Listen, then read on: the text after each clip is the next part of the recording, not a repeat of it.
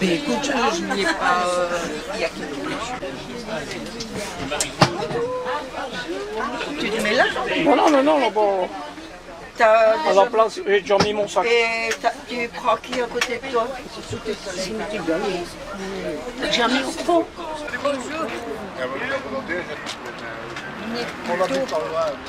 Ah, alors ça va là.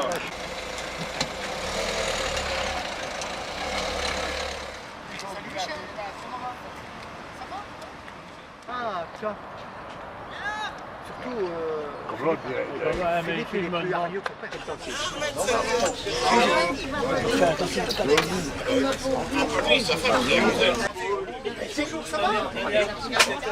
C'est pas lui qui dit là.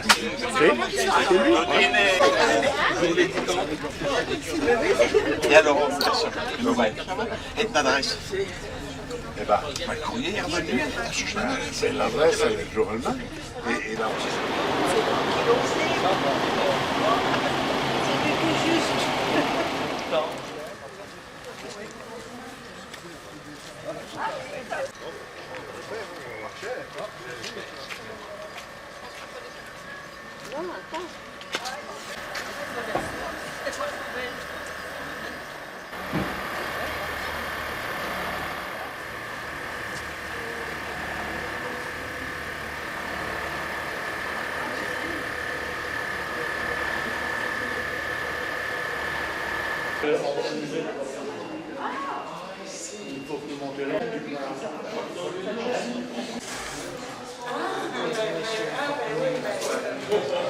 Normalement, il était marqué.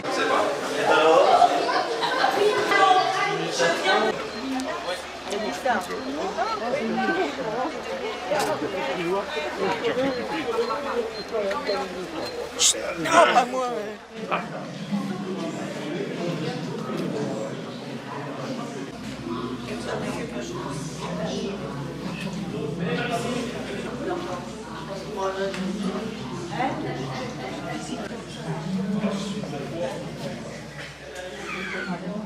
C'est ce qui est apparu, ce qu'il y a eu pendant des milliers, des millions, des milliards d'années. Si on compare à un film, mais finalement, cette demi-salle, ça correspond à tout le film. Nous ici, on va surtout parler des 5 dernières minutes du film.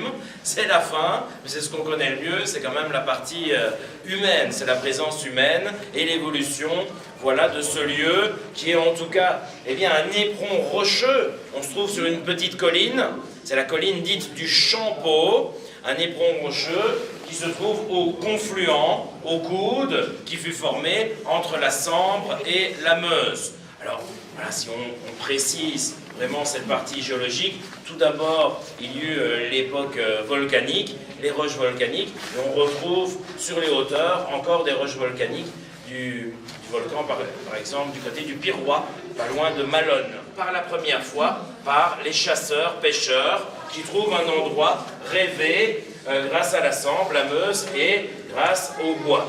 Et à l'époque romaine de cette première présence, on va réellement avoir un habitat, ce qu'on appelle un vicus. Vicus, c'est une petite ville. On peut aussi le considérer comme un oppidum. Oppidum, c'est le village dans Astérix et Obélix. C'est le village qui a toujours résisté. Certains historiens, le journaliste, enfin là-dessus il n'est pas historien, mais le journaliste de Borsu aimerait dire et penser que ce fut réellement l'oppidum qui a résisté aux Adriatiques. Mais là, il n'y a aucune trace, aucune preuve. On sait en tout cas qu'il y avait déjà des palissades en bois, des défenses, vraiment au niveau ici des hauteurs, et les défenses naturelles grâce à la Sambre et la Meuse.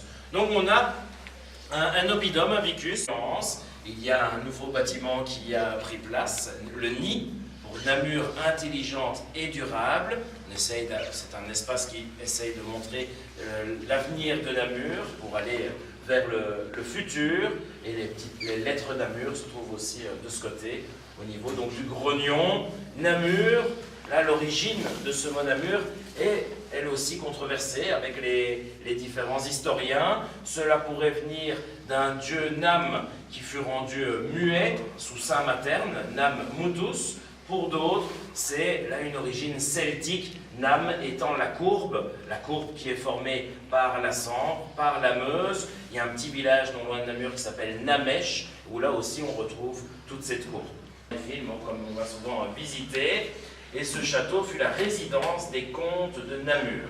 On fut capitale d'un comté. Il y a une vingtaine de comtes, 22 comtes qui se sont succédés dans ce grand château fort. Et 4 familles différentes. La famille de Namur, tout d'abord. Le premier comte fut Béranger. Bon, par la suite, ce fut Baudouin, Albert, donc toute la famille de Namur, pour arriver jusqu'à Henri l'Aveugle.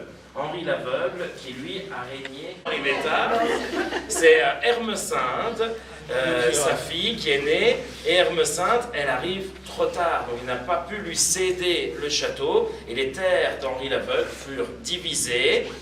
Elles sont passées à la famille de Hainaut, à Baudouin de Hainaut, et Hermesinde, elle a gardé le Luxembourg, et elle fut princesse du Luxembourg. Par la suite, on est donc passé à la famille de Hainaut. Il y a eu la famille de Courtenay, avec Yolande de Courtenay qui fut reine de Hongrie. On a eu Baudouin de Courtenay qui fut empereur de Constantinople, qui a mené une croisade. Et Baudouin de Courtenay, pour payer ses croisades, il devait taxer les Namurois, qui en ont eu marre. Ça c'est comme toujours, hein, on en a quand même marre de ces taxes. Et les Namurois ont fait appel à une sorte de Robin des Bois à l'époque, au fils d'Hermesinde, qui s'appelait Henri le Blondel. Hermesinde, elle aurait dû avoir ce château, elle ne l'a pas eu, et les Namurois ont été voir Henri en lui disant « Il faut que tu viennes nous sauver, récupère ce château ». Alors il est arrivé ici à Namur, il a fait un siège, il a pris le château, mais il ne pouvait pas officiellement y vivre, vu que ça appartenait quand même à l'empereur, donc c'est pas n'importe qui. Et là, c'est comme dans les séries, hein, les rebondissements, Dallas, Amour, gloire et beauté. Il y a un riche qui est apparu. Ce riche, c'est Guy de Dampierre. Vous en avez peut-être déjà entendu parler. C'est un grand comte de Flandre, un riche flamand, qui va décider d'acheter le château pour les yeux de la fille d'Henri le Blondel, Isabelle. Il était fou amoureux d'Isabelle de Luxembourg, et grâce à cela, on a donc le Luxembourg, Namur, la Flandre, qui vont s'unir, et Namur va passer dans sa dernière famille, qui est la dernière famille de Flandre, maison de Flandre, d'où le drapeau aujourd'hui, le blason namurois. Vous verrez peut-être, si vous vous promenez dans Namur, le blason namurois, c'est le blason de Flandre, hein, c'est le drapeau flamand, sauf qu'il est barré en rouge, ce qui n'est pas pour dire qu'on est contre les Flamands, mais pour montrer voilà, cette appartenance au Moyen-Âge, au comte de Flandre, avec Guy de Dampierre, et par la suite Jean Ier et ses descendants, dont une descendance là, très célèbre, la fille de Jean Ier, qui fut Blanche de Namur. Ah, vous la connaissez peut-être sur la bière. Il y a la bière, la Blanche de Namur, ça on la connaît. Mais Blanche de Namur, à l'origine, c'est une comtesse issue voilà, de cette famille, et qui, elle, est devenue reine de Suède et de Norvège, après avoir épousé Magnus Eriksson II. Donc, sur le Moyen-Âge, il y a plein d'histoires. On trouvait une magnifique toile de Franz Kegelian, qui représente la ville de Namur, le paysage depuis le château sur la ville de Namur, au Moyen-Âge. Alors Franz Kegelian, pour retracer Namur au temps passé. Donc il se documentait, il a vraiment représenté Namur aux différentes époques. On a une autre représentation ici qui est de Kegelian, c'est celle-ci. Donc on a plusieurs tableaux à certains endroits là dans le musée qui datent de Kegelian. L'hôtel de ville de Namur, c'était la maison de maître, c'était l'hôtel Kegelian. Et malheureusement, Kegelian, eh bien, toutes ses œuvres qui furent exposées dans l'hôtel de ville furent détruites pendant la Première Guerre mondiale. L'hôtel de ville de Namur a été complètement ravagé, toutes les œuvres ont été détruites. Et les 7 dernières années de sa vie, il a refait toutes ses œuvres de mémoire. Donc là, vous voyez l'œuvre que vous avez ici, tout ce paysage. Il a pris le temps, il a tout fait de mémoire. Alors qu'à la base, c'est tout des croquis. Vous savez, faire une peinture, ça prend du temps. Hein. C'est pour ceux qui en font, c'est pas facile. Eh bien, là, c'est vraiment sur les 7 dernières années, il s'est amusé, j'allais dire, mais il a pris le temps de faire ses plus de 50 œuvres, 50 tableaux, et pas n'importe lesquels. Donc ici, on a la chance d'avoir un de ces tableaux triptyques sur la vue de Namur au Moyen-Âge. Alors, en passant, je m'arrête juste ici sur ce plan qui est vraiment assez intéressant. C'est au Moyen-Âge que Namur va s'agrandir. La première ville, on l'a vu, c'est entre la Sambre et la Meuse, et on a donc un château qui va être érigé, qui va être construit. Et sous l'impulsion des comtes de Namur, la ville va s'agrandir. Les comtes voulaient toujours avoir plus d'argent, et pour cela, il faut plus d'habitants, plus de taxes. Et on avait aussi souvent beaucoup plus d'enfants au Moyen-Âge. On avait entre 10, 14 enfants. Donc si tout le monde a 14 enfants, il n'y avait pas la pilule, il n'y avait pas voilà, les autres moyens. Et donc finalement, la ville, elle doit s'agrandir. Elle va chaque fois doubler de volume. Donc la ville de Namur s'est tout d'abord agrandie de l'autre côté de la Sambre, qui a été plus facile de traverser la Sambre que de traverser la Meuse, et on va l'agrandir du côté de là où il y a aujourd'hui le théâtre de Namur, la place d'Armes, et aussi l'arrivée du téléphérique. Le téléphérique arrive vers la fin de ce qu'on appelle la deuxième enceinte. Par la suite, 13e, 14e siècle, on va doubler cette deuxième enceinte pour faire la troisième enceinte, qu'on appelle la vieille ville, c'est le vieux Namur, tout le quartier piétonnier de Namur, tout le vieux Namur, c'est vraiment le long de la Sambre. Ce sont des maisons qui étaient assez petites, mais hautes. On n'avait pas forcément l'argent pour avoir de grands terrains, donc on va faire des petites maisons, mais en hauteur, et c'est aujourd'hui des restaurants, des magasins où on n'a pas beaucoup d'espace, parce que justement, ils sont à l'étroit dans les murs. Et puis, quatrième enceinte, là on a encore doublé de volume la ville, vous le voyez, et elle s'étend jusqu'à aujourd'hui, là où il y a le chemin de fer, où il y a la gare. Cette quatrième enceinte, la nouvelle fermeté, la Neuville, va être, elle, beaucoup moins dense, beaucoup moins occupée, car au 14e, 15e siècle, on a connu les pestes, les grandes maladies, et le taux de mortalité fut énorme, ce qui fait que tout ce quartier qui aurait dû être peuplé, eh bien, ne fut pas beaucoup occupé, et c'est une partie de la ville où on retrouve plutôt, eh bien, on retrouvait des arsenals, couvents et autres, et aujourd'hui, c'est là où il y a l'hôtel de ville, où il y a, de ce côté-là, par exemple, le restaurant où vous irez, c'est des espaces qui sont plus grands, où on avait plus de place dans la ville. Donc cette évolution pour la ville, on peut le comparer aussi à d'autres villes européennes. Il y a d'autres villes européennes, d'autres villes où on retrouve cette même évolution. Donc ça c'était pour Namur. Namur qui a eu sa taille finalement, comme on la connaît aujourd'hui, à la fin du Moyen-Âge.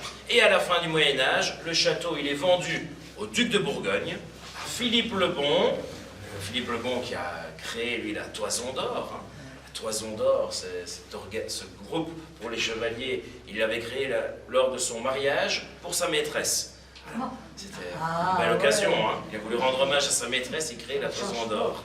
Voilà, ça c'est les époques qui sont différentes quand même aujourd'hui. Hein. Alors Philippe le Bon, il rachète le château, et vers 1488, on commence à être attaqué par les canons. C'est l'artillerie qui arrive, et pour faire face à l'artillerie, on ne va plus avoir un grand château fort, mais on va devenir une citadelle, une forteresse enterrée, c'est-à-dire qu'il va y avoir des souterrains qui vont être construits, et cette fois-ci, au lieu d'avoir des tours, on va retrouver des bastions. Donc on va changer de pièce, et vous allez avoir ici un plan en relief qui montre justement à quoi ressemblait cette citadelle.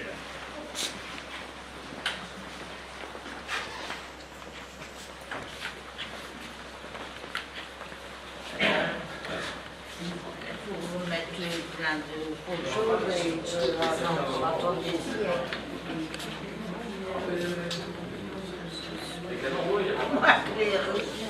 Par le haut, il y a la Meuse, il y a la Sambre, et de ce côté-ci, il y a l'Ouillou, un petit cours d'eau qui aujourd'hui est souterrain. On peut voir énormément de maisons au niveau du Grognon, c'est là où aujourd'hui il y a le Parlement wallon, nombreux murs, cette citadelle qui s'étend jusqu'à 7 km de souterrain pour cette forteresse, grâce à l'impulsion de nombreux élus, d'autres ingénieurs, des Espagnols, des Italiens. C'est aussi l'évolution et l'histoire de cette ville.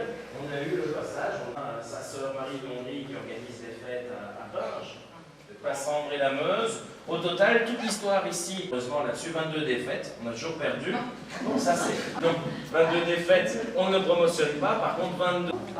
L'original, voilà, comme tous les autres plans en relief, il y a le grand musée à Lille avec tous les plans en relief. il y avait déjà eu un plan relief de Namur à l'époque de Louis XIV. Celui-ci, c'est donc sous Louis XV, qui se jouait à l'époque et qui correspondait aussi au fleuve, au cours d'eau. Et en regardant la citadelle, on voit que cela monte tout le temps, et puis il y a une petite descente. La citadelle de Tournai, hein. Voilà, de Tournai. Tournai, c'est une véritable autre citadelle qu'il y avait en Belgique. Souvent, on parle de la citadelle de Dinan, mais point de vue fortification, Dinan, ce n'est pas une véritable citadelle, on est plus sur un fort de défense. Les véritables citadelles furent celles de Tournai, celles de Namur et celles de Liège. Pour le côté wallon, en Flandre, il y avait celle de Diest, avec Tournai, qui elle ressemble plus, par exemple, on est dans l'idée de la citadelle étoilée. Donc, Vauban qui est venu ici, et la citadelle, elle est très grande, 80 hectares, elle n'a pas eu cette étendue directement, on l'a agrandie petit à petit, à chaque fois on construit, il fallait pouvoir y faire face, les premiers 1000 mètres, mais quand on arrive avec le mortier, il vient avec Jean Racine, avec le père Lachaise, Soleil va participer, et c'était en 1692, 1692, il joue le temps. C'est la Belgique, hein. On a eu un mois pourri, comme on connaît parfois, et les soldats français ont été surnommés les crotteux, vu toute la boue qui ramenait du siège de Namur. Alors, le siège, Vauban, il avait fait un repérage, il était venu un an auparavant, ici à Namur, et il était venu déguisé en marchand de vin. Il s'est promené dans toutes les rues de Namur, là il s'est fait arrêter, il ne leur a pas répondu, il leur a servi à boire, et les soldats l'ont laissé repartir. Donc, il a eu beaucoup de chance. Et la fois où il revient ici avec le roi, eh bien là il vient avec 76 000 hommes. Rendez-vous compte, je vous disais, la citadelle c'est 80 hectares, il y avait une garnison de 8 000 hommes, et bien là, Vauban, le roi Soleil viennent avec 76 000 hommes. Il fallait venir avec une armée, on compte à l'époque, 9 fois plus nombreux. D'abord ils prennent la ville par ruse, et ensuite ils attaquent la forteresse, tous les bastions que l'on voyait, vraiment vague par vague. Et après avoir pris la citadelle, Vauban fait un état des lieux de la forteresse, il trouve qu'il manque des souterrains et il va faire construire des galeries en plus. C'est un petit peu grâce à lui si on a eu autant de souterrains. Il a demandé qu'on en construise plus. Alors 3 ans plus tard, eh bien, les Pays-Bas espagnols contre-attaquent. On a le siège là dure 2 mois. Ils ne sont pas 9 contre 1, mais ils étaient 5 contre 1. 55 000 face à 11 000 hommes, et ils vont réussir à reprendre la citadelle au bout de 2 mois et d'énormément de pertes. Et ils vont réussir à prendre la citadelle, car l'armée de secours française n'est jamais parvenue à revenir ici à sauver Namur. Et l'armée de secours française s'est dit alors, on va faire une diversion. Ils ont attaqué une grande ville, c'était avec Villeroy, et ils ont détruit Bruxelles. Souvent, on va visiter Bruxelles, vous avez certainement déjà été à Bruxelles et vu la Grand Place. Eh bien, la Grand Place fut complètement détruite en 1695 et reconstruite par la suite. La Grand Place, telle qu'on la connaît aujourd'hui, c'est la Grand Place d'après 1695 et la destruction française. Donc voilà, ça c'était pour deux explications sur ces sièges, 2 grands sièges qu'est connu la citadelle. Ce fut les 2 plus grands, parce qu'après Louis XIV et Louis XV, on a été sous Napoléon, qui était dans le tournant ici, et Napoléon, lui, eh bien, il a demandé qu'on détruise cette forteresse, parce que pour lui, Namur n'était pas une ville importante, ce n'était qu'une petite ville dans tout son échiquier, mais Napoléon, il a perdu à Waterloo, il a eu la défaite de Waterloo, ça on connaît, hein. Et après la défaite de Waterloo, on a fait partie des Pays-Bas, et les Hollandais, eux, ils ont reconstruit la citadelle telle que vous l'avez ici, pour se protéger au cas où l'Empire contre-attaque, au cas où les Français n'essayent de revenir, car quand on regarde la carte de la Belgique, eh bien, on voit toujours une petite remontée, il y a Givet qui est française. Givet, c'est une ville française, et à partir de Givet, en suivant la Meuse, on s'est allé vers Dinan, et ensuite ici à Namur. Givet, c'est une ville qui est restée française grâce à Grouchy. Grouchy, souvent les Français disent c'est à cause de lui si on a perdu Waterloo, parce qu'il était du côté de Wallin-Wavre, et lors d'un matin, un déjeuner aux fraises, peut-être les fraises de Wépion, hein, c'est ici, il a entendu, on entend sonner les canons battre, il y a la bataille qui commence réellement à Waterloo, et lui, il va décider de non pas aller à Waterloo, mais il va descendre. Il va arriver ici à Namur, descendre Dinan, et il va sauver 4000 hommes et réussir à sauver Givet. Donc il va sauver 4000 hommes, sauver Givet, mais l'histoire, voilà, retiendra que pour les Français, s'il avait été à Waterloo, peut-être que l'histoire serait différente. Ça, avec des si, vous mettrez Paris en bouteille, hein, on ne saurait jamais. Alors en tout cas, les Hollandais, eux, ils se sont dit, on va construire la citadelle. Les Hollandais reconstruisent entre 1815 et 1830. Après 1830, c'est l'indépendance de la Belgique, voilà, on les fout à la porte, et ils avaient tout reconstruit pour nous. C'est sympa. Les Hollandais ont tout reconstruit pour nous, et ils ont tout reconstruit, on pourrait dire quasi pour rien. On a les petites stries ici à l'intérieur du tube du canon qui vont permettre d'envoyer le boulet à 5000 mètres. Les canons qu'on avait avant, 1000 mètres, 3000 mètres, là on envoie à 5000 mètres. Face à une telle protéger la ville, quand on était trop proche de la ville, il a fallu déplacer les défenses. Mission fortifiée de Namur qui a vu le jour, c'est une sorte de mini-ligne Maginot, et ce sont les mêmes forts que l'on retrouve autour de Liège. Il y a Eben-Emal, Tancrémont, et autour d'Anvers, Brendonck. Là, il y avait 22 forts autour d'Anvers pour se protéger du côté hollandais, 12 forts autour de Liège pour se protéger du côté allemand, et nous ici, Namur, c'était 9 forts dirigés vers la France. Donc on a ces forts qui sont construits. La citadelle, je vous le dis, est moins importante, elle est remplacée par les forts, et elle va être alors démilitarisée à la demande du roi Léopold II, roi bâtisseur, qui voulut faire de Namur une grande ville touristique, ce grand parc que l'on connaît aujourd'hui. Vous voyez que le ruban là devient un peu fou, hein. Il tourne, il faudra regarder au plafond, on regarde à gauche, à droite, c'est pour montrer cette belle époque. Il y a de nombreuses constructions, je vois de nombreux en bas de la citadelle, ce sont les routes, il y a eu des cafés, des restaurants, tout l'arboretum, tout le parc. Tout cela, c'est sous le roi Léopold II, donc la belle époque. C'est une nouvelle qui fut rythmée aussi de grands arrêts avec la Première et la Deuxième Guerre mondiale. Donc on peut avancer, hein, si vous voyez bien. C'est là où aujourd'hui démarre le téléphérique, ce stade des Jeux, une construction que l'on doit à un architecte bruxellois qui s'appelait Georges Aubé. Il y a de nombreuses villas de la belle époque du côté de la côte belge ou à Bruxelles, que l'on doit à Georges Aubé. C'est un 2 en 1. Donc d'un côté, vous avez des gradins pour 4000 personnes et une grande esplanade. Et derrière, il y a ce théâtre extérieur, théâtre de verdure, magnifique théâtre. Donc, et l'idée était de pouvoir faire 2 activités en même temps, qui est fait en béton. Le béton armé qui ne résiste pas bien, hein, là, plus de 100 ans, ben, le béton, voilà, il prend de l'âge. Donc on va restaurer tout le stade des Jeux. L'intérieur, il y avait des billetteries, des sanitaires, des toilettes qui sont magnifiques là-dessus, à l'anglaise. Tout cela va être restauré. Monsieur, et alors, qu'est-ce qu'on faisait là? Ici, c'est théâtre. C'était ce que même l'Amérique ne connaît pas, la radio-frigo. Le frigo et la radio intégrée, 2 en 1. On peut écouter la musique, les yéyés tout en ouvrant le frigo. Pas mal quand même cette publicité. Mais c'est l'arrivée, bien entendu, cette vie à l'américaine, c'est l'arrivée de l'automobile. On a eu la 2 chevaux, l'arrivée de l'automobile, là on voit, c'est un super drive-in. Hein. On va mettre la boîte aux lettres, on va mettre la lettre dans la boîte aux lettres en restant dans l'auto. On imagine monsieur heureux dans la voiture, on le voit.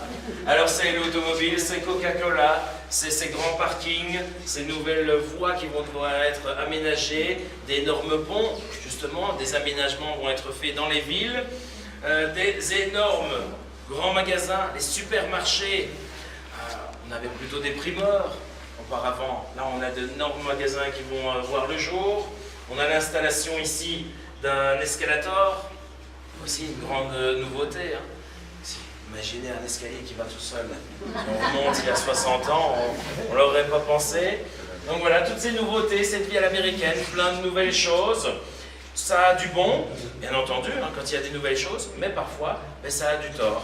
Et l'arrivée de l'automobile, ça va avoir un tort pour les villes, parce que les gens vont avoir tendance à vouloir quitter les villes. Ils vont vouloir aller en vacances plus loin, bien sûr, mais ils vont vouloir vivre à la campagne, avoir une maison 4 façades, plutôt qu'avoir une maison qui est vraiment à l'intérieur de la ville. Et si tout le monde quitte les villes, eh bien les quartiers en ville, eux, vont devenir vides et vont être insalubres. Et il y a un moment, que va-t-on faire? Et on va les abattre. Et dans les années 60, il y a dans certaines villes, beaucoup de villes l'ont connu, il y a eu des destructions, comme ça, des quartiers qui ont disparu. À Namur, nous, c'est tout le quartier du grognon. Vous le voyez tout à l'heure sur le plan en relief, il y avait de nombreuses maisons. Eh bien, tout ce quartier, et on a d'autres photos de ce côté-ci, qui montrent les exemples, les extraits dans les journaux, dans les années, fin des années 60, eh bien, tout ce quartier fut complètement détruit. C'est la rue des Moulins, la rue Notre-Dame, qui étaient des rues, pourtant là-dessus, fort animées, parce que c'était des rues où il y avait des lanternes avec des noms de demoiselles dessus. Vous voyez, c'était les vieilles rues vraiment de la ville. On a tout ce quartier qui va être complètement rasé, détruit, et pour les Namurois, ça leur a brisé le cœur. Il y a à partir de là utilisé par l'armée belge, par les paracommandos, par le génie, jusque dans les années 75. Et dans les années 75-77, l'armée a rendu les clés de la citadelle parce que l'armée n'avait plus les moyens d'entretenir ce lieu, et c'est la ville qui, dès lors, a préservé, a entretenu ici la forteresse. On a l'hospice Saint-Gilles, l'ancien hospice Saint-Gilles, qui allait être détruit, qui a été conservé, qui fut restauré et qui est devenu le Parlement wallon, Parlement à l'anglaise, qui se font face. Il n'y avait pas la place pour faire un hémicycle, et Parlement, où là, ils continuent de mettre de l'argent pour des beaux fauteuils, des beaux mobiliers. On continue de le restaurer. Et là, ça n'arrête pas. Ils ont des tunnels en plus, ils font tout. Alors, le Parlement, ils l'ont restauré, ça c'est sûr. Et préservé, il y a eu, pour classer les villas Mosanes, les villas le long de la Meuse, donc il y a eu toute cette prise de conscience pour préserver. Il y a toute la citadelle, par exemple, elle est éclairée avec du LED. Il y a sur toute la caserne ici au-dessus, c'est rempli de panneaux solaires, et ces panneaux solaires servent pour toute l'électricité de tout le site de la citadelle. Ça, c'est deux petits exemples pour la citadelle. On en a d'autres pour la ville de Namur. Il faut pouvoir penser à demain. Dans ces galeries souterraines, il y a tout un système de canalisation qui fut prévu pour alimenter les citernes. Il y avait beaucoup d'infiltration dans les souterrains, il y avait beaucoup d'humidité, beaucoup d'infiltration dans les galeries, donc il était nécessaire d'avoir ce système de canalisation. Aujourd'hui,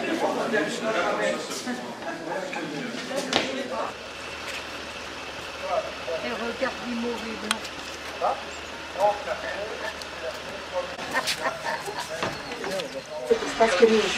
Ah oui, ils étaient les paracommandos. Ces soldats ont participé au maintien de l'ordre après l'indépendance du Congo dans les années 1960, ainsi qu'à la guerre de Corée en 1951. Et quelle descente! Des soldats avant de partir pour la Corée. Sur votre gauche, création de ces grands souterrains. La cheminée était reliée à un compresseur qui permettait de créer une surpression.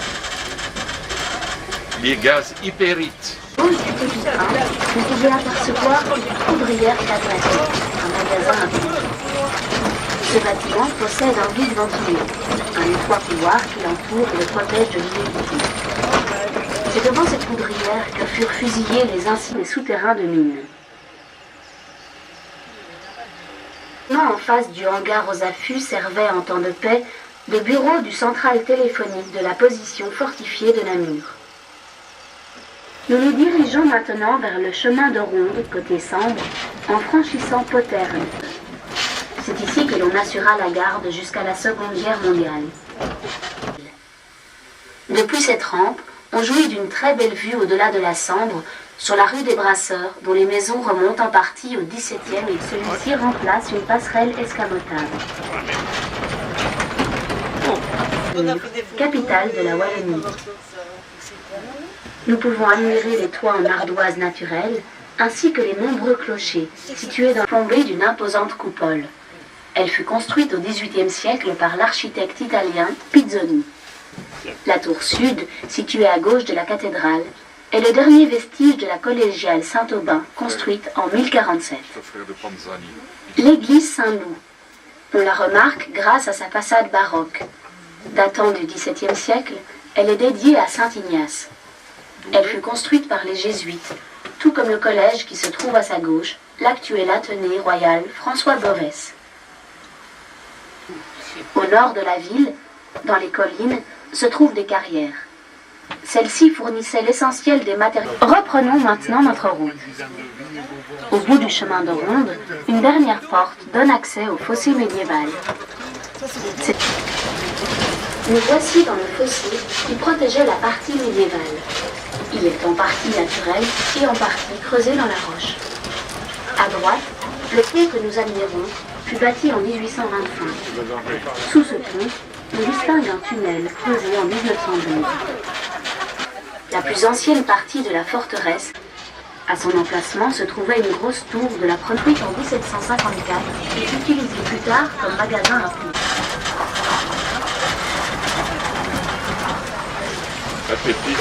Nous arrivons à la plaine de manœuvre de Kebanova, point central de la citadelle touristique actuelle. Aujourd'hui, la caserne abrite entre autres une taverne, un magasin de souvenirs, un centre pour visiteurs, ainsi que diverses salles à louer.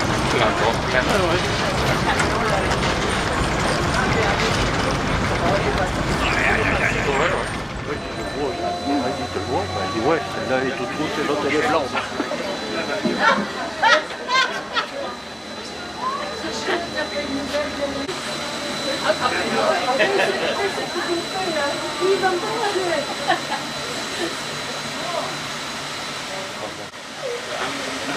C'est le chauffeur.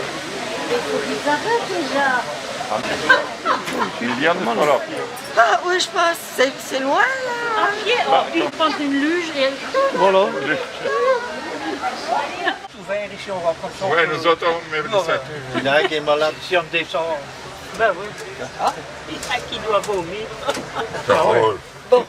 Et dire comme Roland, tiens dans le cours, nom de Dieu, mais tiens dans le cours. Il disait toujours. Avant de descendre, on va comme monter un petit peu, je pense. si on monte encore. Oui, mais j'ai vu tantôt. Ah, c'est pour descendre plus vite. Hein.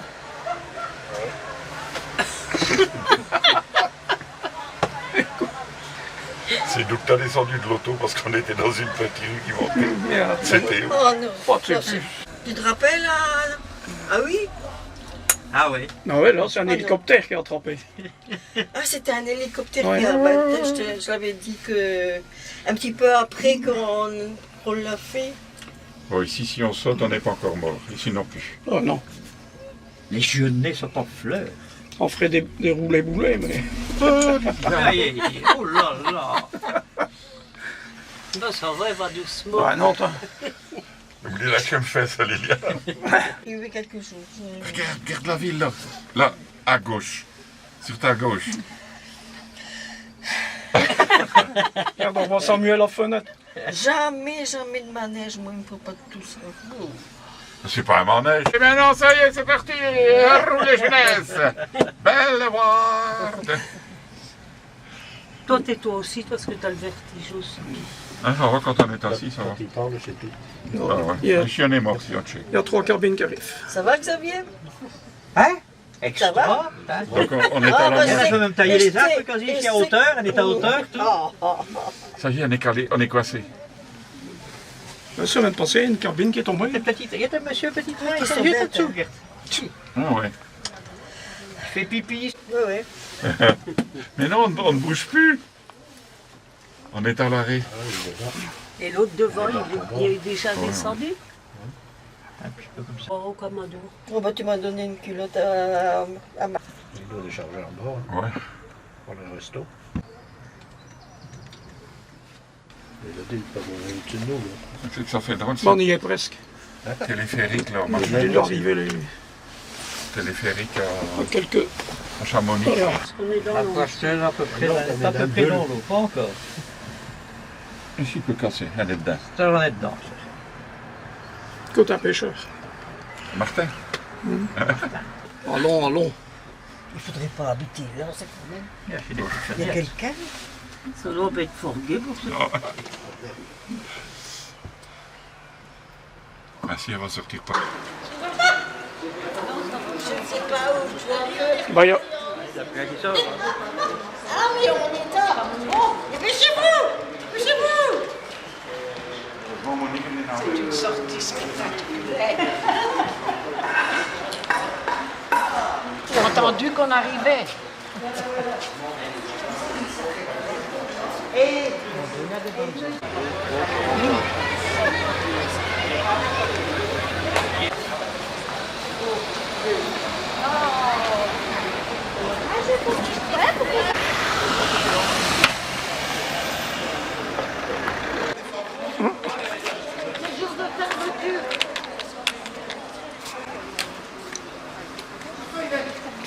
Que le motorisé qui est arrivé. Ah bon?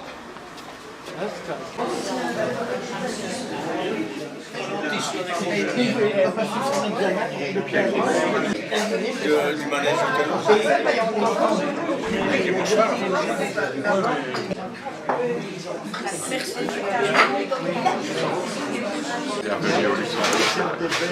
Et alors, mais les vidéos, ça j'ai fait.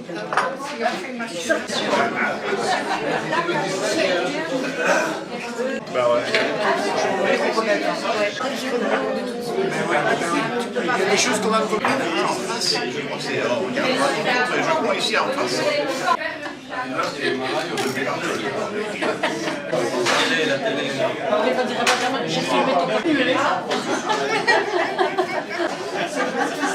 Ça, c'est le chaud de Naples.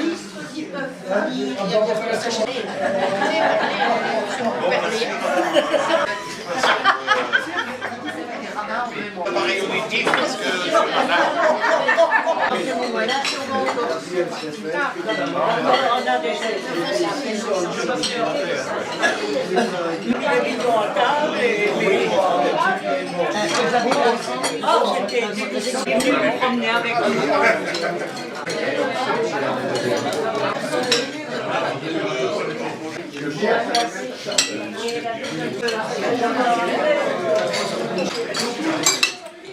C'est bon, hein, sans sel.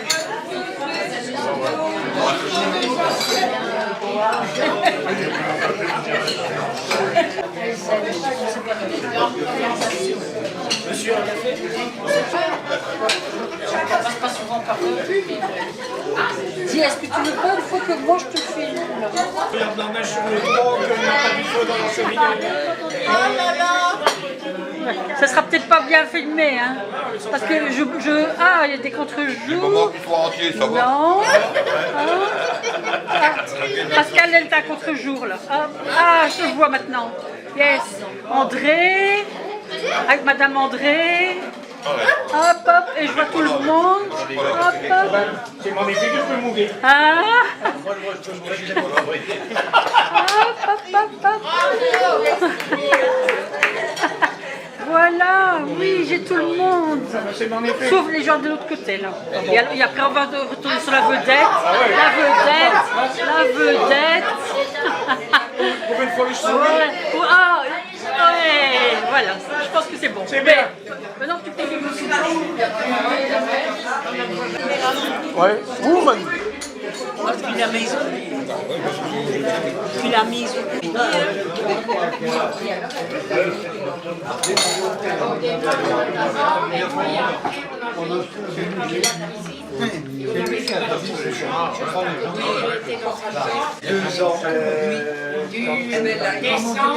Ouais, c'est du tout juste. Ah bon?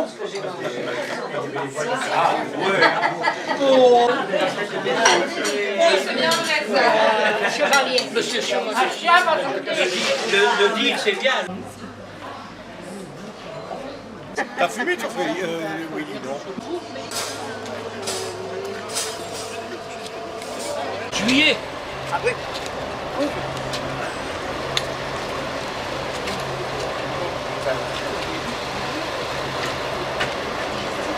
Ce qu'il y a de bien, c'est on est filmé pour la postérité. Mais tu es là, ma mère est en bonheur, tu es en santé, vous êtes là.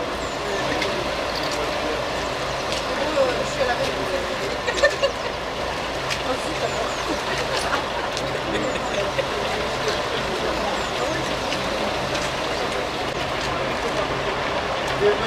Séance derrière.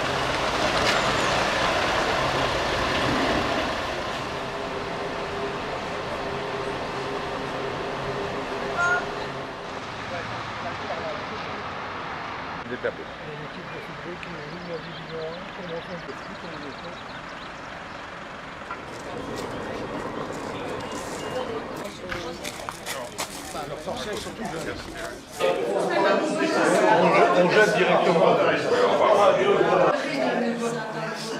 Le restaurant. Ça, c'était la chose.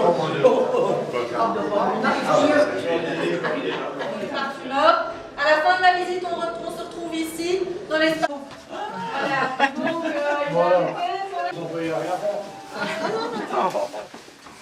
vous pouvez vous tenir. On va rester ici pendant un moment.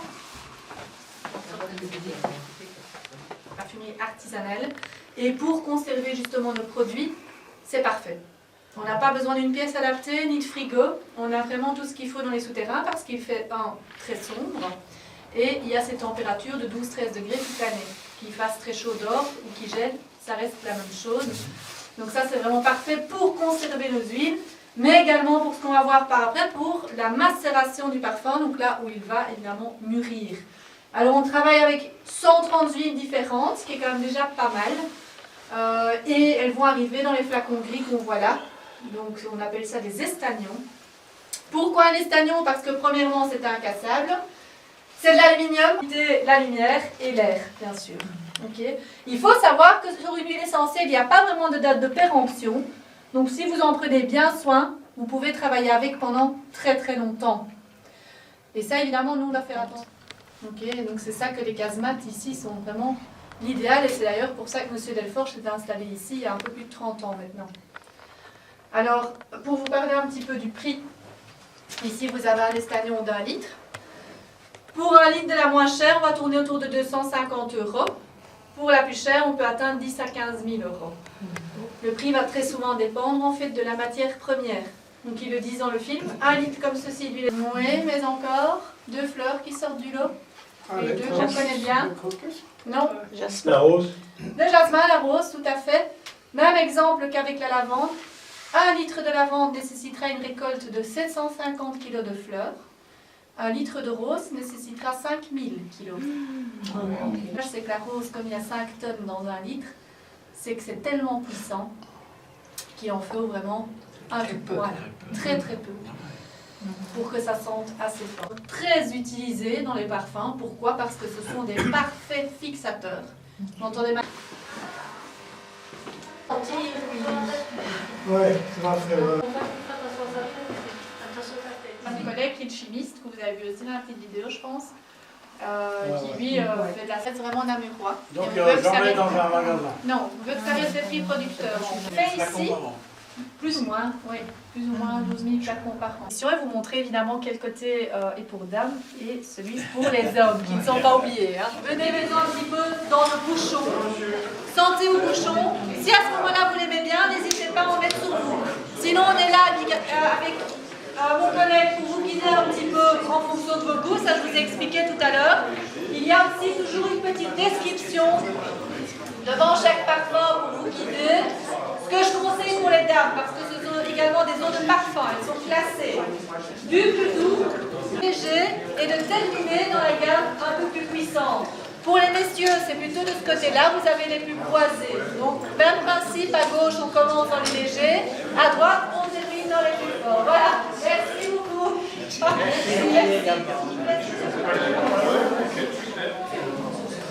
Donc, jasmin, voilà. Là, posez les.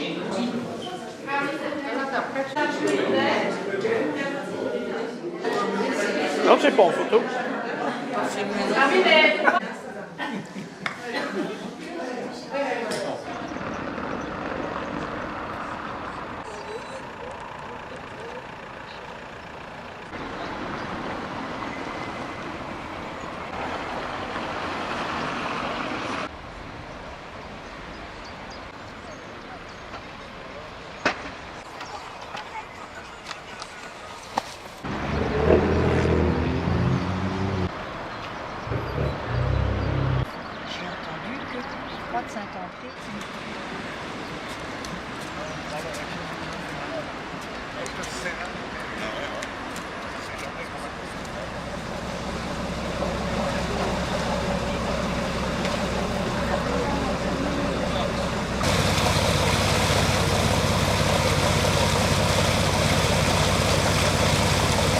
Je pense à la RTBS.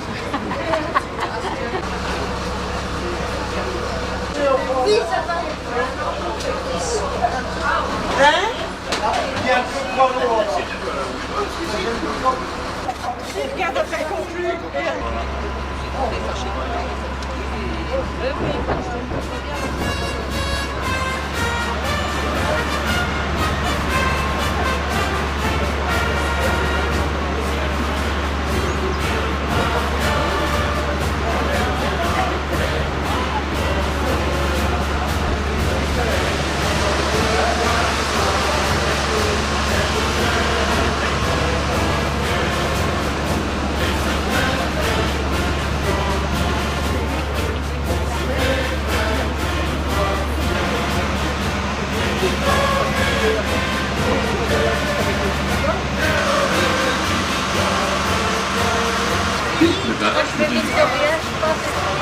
Dénivelé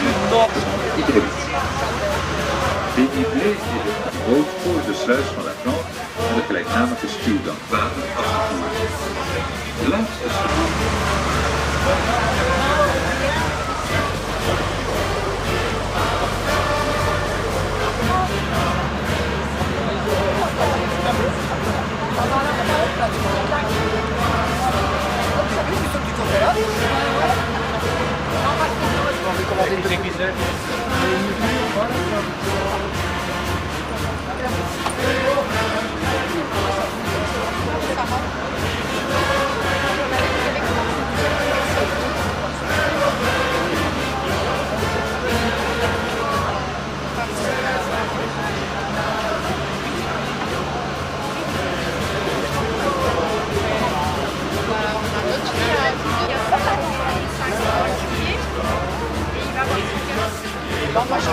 Après être repassé sous le pont de Jambes, vous apercevez le pont des Ardennes. Juste avant, rive gauche, la statue moderne du cheval Bayard portant les 4 puissants.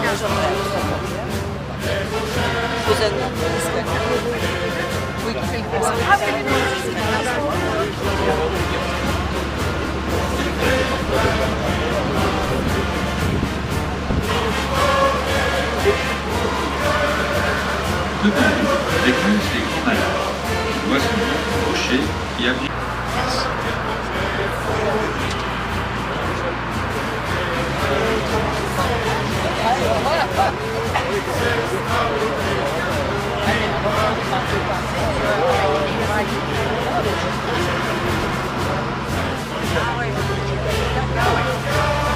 Et c'est parti pour la Le vieux quartier de Namur propose des spécialités bien de chez nous. Les brasseurs, parallèles à la Sambre, étaient occupés par des brasseries artisanales. On en dénombrait une dizaine. au moins, ça au moins. Ouders in de Sambre en de Soesterstraat, waar tientallen ambachtelijke brouwers gevestigd waren.